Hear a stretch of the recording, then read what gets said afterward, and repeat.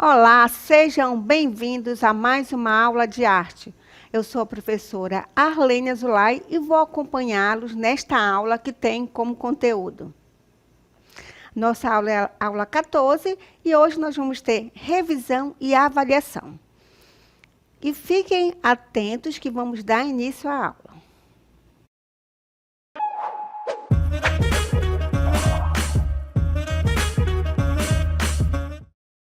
Então, iniciando a nossa revisão da unidade 2, fiquem atentos que vamos conceituar alguns assuntos que já foram abordados. Então, primeiramente, vamos revisar o que é a etnografia. Então, etnografia é a junção de dois termos, etnia e grafia. Então, o que vem ser a etnia? É uma palavra usada para fazer referência a um grupo de pessoas de uma mesma matriz biológica e cultural. E grafia é o registro da escrita. Ou seja, o que vem ser mesmo etnia? Nós podemos dar exemplo, por exemplo, na etnia, por exemplo, dos indígenas. Vocês sabem que existem várias etnias. Então, existe, por exemplo, vários grupos, certo? Com referências, certo? Biológicas e culturais iguais. É por isso que é chamada etnia. Então, e a grafia é o registro da escrita. E a antropologia? O que vem ser antropologia? Estuda as culturas e os grupos que as criam. Dando continuidade. E etnomusicólogo. O que vem ser etnomusicólogo? É a pessoa que estuda a música em sua concepção sociocultural, analisando sua origem etnográfica, a manifestação em determinados povos na língua, religião, hábitos, etc. Então, vocês sabem que a música, ela, em todas as partes do mundo, todos os povos, todas as culturas, todas as comunidades têm as suas músicas específicas. Por exemplo, as etnias indígenas têm as suas músicas. Lá no continente africano, existem várias etnias também que têm a sua música, as suas tradições. Então, a esse termo, ele estuda, etnomusicólogos, ele estuda essas características da música. E o que vem ser agora? Organologia. Vamos definir? É um ramo da ciência que estuda os instrumentos musicais a partir da sua materialidade, ou seja, a forma, a qualidade do som produzido, o timbre, o modo de execução, entre outros. Então, a organologia ela vai fazer um estudo de todos os instrumentos musicais, principalmente o seu timbre. Vocês sabem que o mesmo instrumento, ele tem timbres diferentes, certo? Quer dizer, por exemplo, um piano vai tocar uma tecla, por exemplo, de triângulo, de uma mesma música, por exemplo. Aí toca essas mesmas notas musicais num violão. Então, é a mesma nota, mas só que são timbres diferentes. Então, esse estudo, ele faz uma análise ali dos instrumentos musicais. E agora, o que vem ser o luthier? É a pessoa que inventa e constrói os instrumentos musicais. Então, quem constrói os instrumentos musicais é o profissional chamado luthier. Então, ele que é o responsável para construir, para fabricar os instrumentos musicais.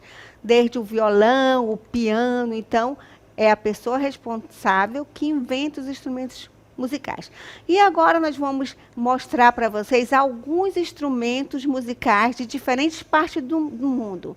Vamos revisar o que vem ser a sitar, que é um instrumento da Índia, lá do país Índia. Ele é um instrumento de cordas usado na música clássica indiana, conhecido por seu som distinto e complexidade técnica. Vamos mostrar esse instrumento, olha a imagem aí do sitar. Então, os Beatles, quando visitaram a Índia, eles começaram a tocar esse instrumento. Os Beatles, é uma banda de rock na Inglaterra que fez muito sucesso durante muito tempo. E até hoje ele é considerado um clássico. Vamos agora a outros conceitos. Tabla. Um par de tambores de percussão que desempenham um papel fundamental na música clássica indiana e em muitos gêneros populares. Aí nós temos um outro instrumento lá da Argentina, que é outro país, que é o bandoné, que é um tipo de acordeão utilizado principalmente no tango argentino, conhecido por seu som expressivo e melancólico. E a guitarra crioula é uma guitarra de 6 cordas comum na música folclórica argentina, muitas vezes usada em estilos como samba, chacarena e milonga. Olha só a quantidade de instrumentos. Então, cada país tem a sua característica própria, tem os seus instrumentos. Então, existe um estudo aí, certo? É um profissional que estuda essas características, assim como, por exemplo, as etnias. Então, para tudo isso, nós temos um estudo, uma ciência, tanto em cada instrumento musical. O luthier, por exemplo, ele constrói ali o instrumento, porque em cada parte do mundo existe, claro, um luthier. Então, ele vai construir, vai fabricar os instrumentos musicais conforme a característica. Ele constrói os instrumentos, por exemplo, de música erudita, certo? E também esses instrumentos das danças folclóricas. Agora, nós vamos revisar o que vem ser a música folclórica. Bem, música folclórica representa as tradições musicais de uma cultura específica transmitidas oralmente ao longo das gerações. Pode incluir estilos como o fado português, o flamenco espanhol, o bluegrass americano e o samba brasileiro. Então, vocês sabem que a música, assim como as danças folclóricas, a música folclórica, ela acontece em todas as partes, todos os países do mundo. Então, cada música tem a sua característica específica. E conforme você viaja, por exemplo, lá na Argentina, nós temos o tango, que é uma característica do país, certo? Música, o tango, tanto a música quanto a dança. Aqui no Brasil, nós temos o samba, certo? Que caracteriza também o nosso país, através do quê? Da dança e da música, ou seja, o samba. E no samba nós temos o carnaval, né? Isso que o carnaval ele tem um estilo de música que é chamado também o enredo, né? Então,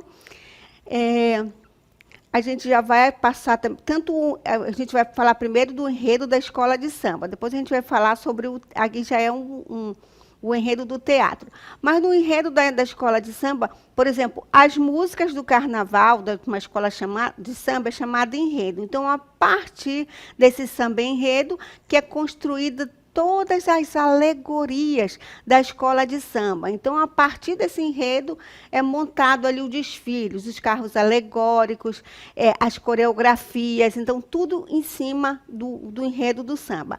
Assim também, por exemplo, no Festival de Parintins, nós temos a toadas. Então, a partir da toada, é também montado todo o festival folclórico, tanto as toadas do boi, que são 2 bois que se enfrentam, né, no Festival de Parintins, o caprichoso e o garantido, e cada um tem o que? Uma toada. Então, a partir dessa toada, que é montado ali todo o festival folclórico, todas as alegorias, todas as características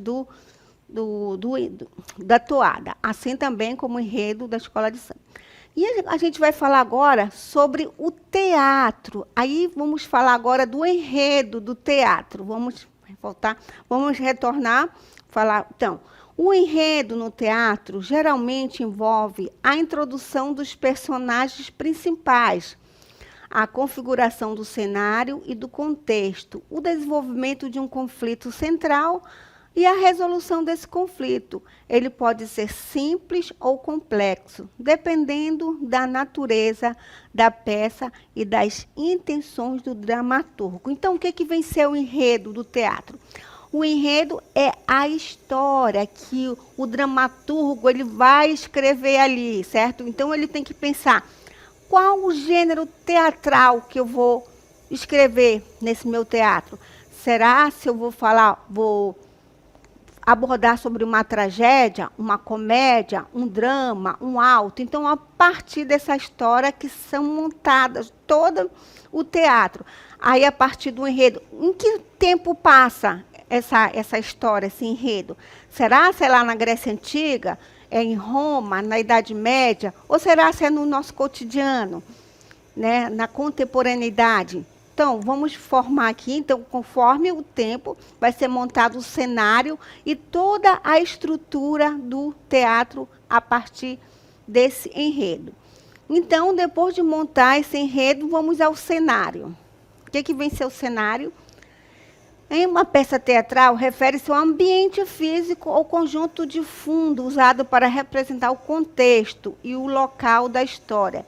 Eles são elementos visuais essenciais que ajudam a estabelecer o cenário, criar atmosfera e fornecer contexto espacial para as ações dos personagens. Então, a partir do enredo, depois que o dramaturgo escreveu, o cenógrafo, que é o profissional que vai montar o cenário, ele vai montar esse cenário de acordo com o tempo. A história se passa na Grécia Antiga, então o cenário ele vai remeter ali o espaço grego, pode ser um anfiteatro dentro de um palácio lá dos gregos, ou pode ser na contemporaneidade, na época de hoje, pode ser numa rua, pode ser dentro de uma casa, numa sala, então depende da história. Então ele vai montar todo esse cenário, e hoje em dia nós temos também cenários virtuais, certo? Onde todo o cenário se passa através do quê? De imagens. Depois também o diretor da peça, ele vai escolher os personagens. Quem são os personagens? Os personagens teatrais são indivíduos fictícios ou representações humanas criadas por um dramaturgo para desempenhar papéis específicos em uma peça teatral.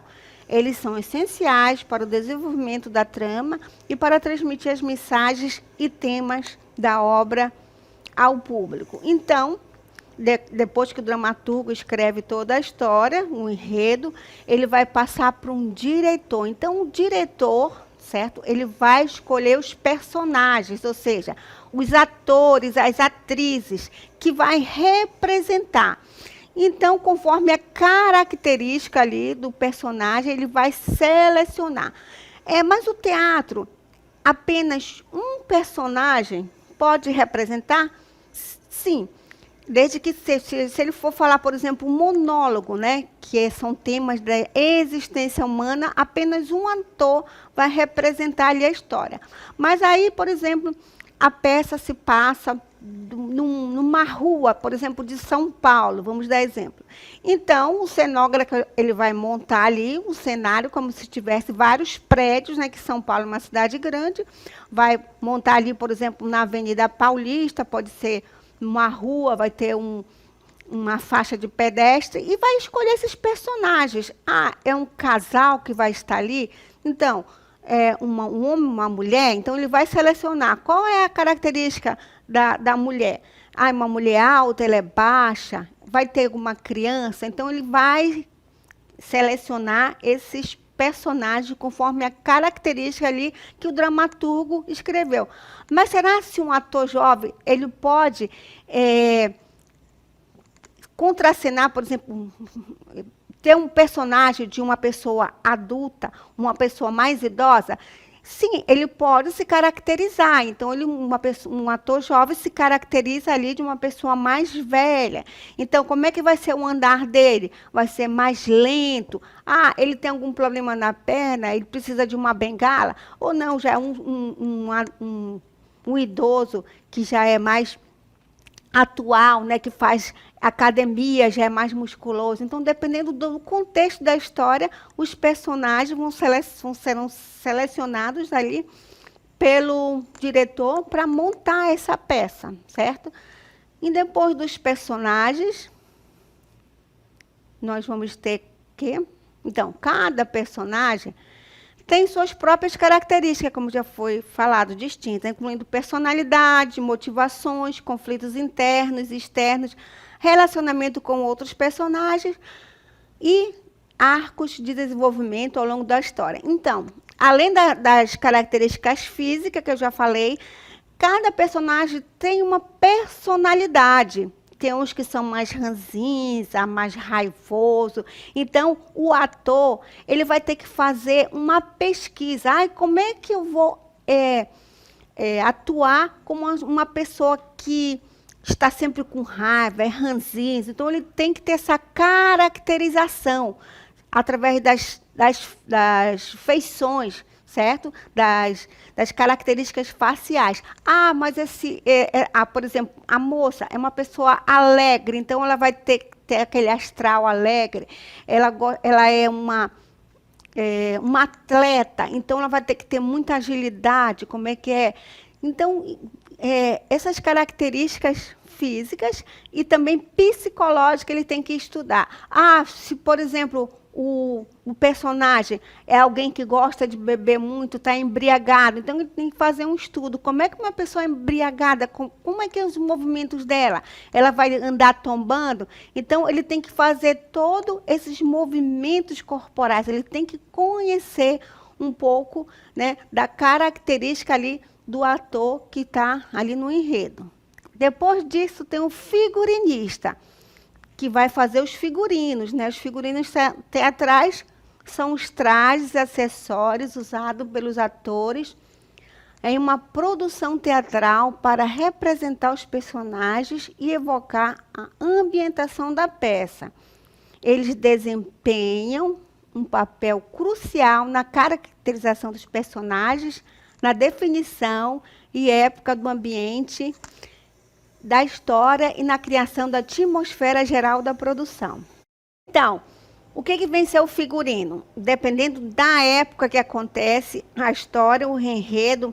Se a época do que o dramaturgo escreveu é lá na Grécia Antiga, então, o que o figurinista vai fazer? Ele vai fazer uma pesquisa, qual era o traje que as pessoas usavam lá na Grécia Antiga. Então, eles usavam uma túnica, né? Tanto os homens quanto as mulheres, aqueles drapeados. Então, ele tem que fazer a pesquisa e montar o figurino conforme a época. Ah, se for lá na Idade Média, então, ele vai fazer uma pesquisa, como é que era essa época lá da Idade Média. Ah, as mulheres usavam longo ali. Ah, era pobre o personagem? Era rico? Se for rica, por exemplo, se for a realeza, aí tem que ser aquela roupa suntuosa daquelas rainhas, aí tem que ver os acessórios, as coroas, né? E se for uma pessoa mais humilde, mais pobre, aí tem que fazer uma pesquisa. Como é que andavam esses personagens? E se for na atualidade? Então, as roupas vai depender da quê? Da personalidade dos personagens. Ah, é uma pessoa que gosta de andar na moda, é uma mulher elegante, então ela vai usar salto alto, vai pesquisar. Não, é uma pessoa humilde, então vai ser uma de roupa mais simples. Então, esse figurino, certo? O figurinista vai ter que fazer uma pesquisa em cima da época e vai fazer toda... Aí depois ele desenha e depois ele leva para a costureira para produzir todas essas roupas, para que os personagens possam usá-lo. Depois nós temos os adereços. O que vem ser os adereços? Também conhecido como props, a abreviação de props, são objetos físicos usados pelos atores em uma peça teatral para completar as cenas e a caracterização dos personagens.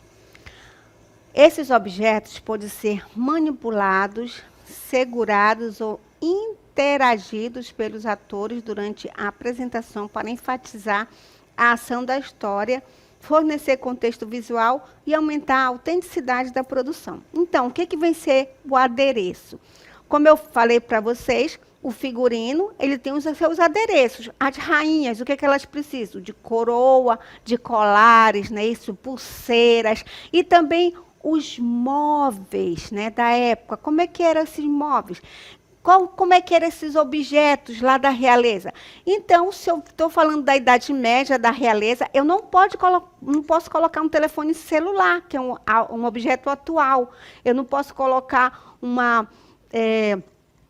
computador, por exemplo. Então, o figurinista eles tem que estar atento a todos esses adereços, certo? Ele tem que pesquisar, principalmente filmes, por exemplo.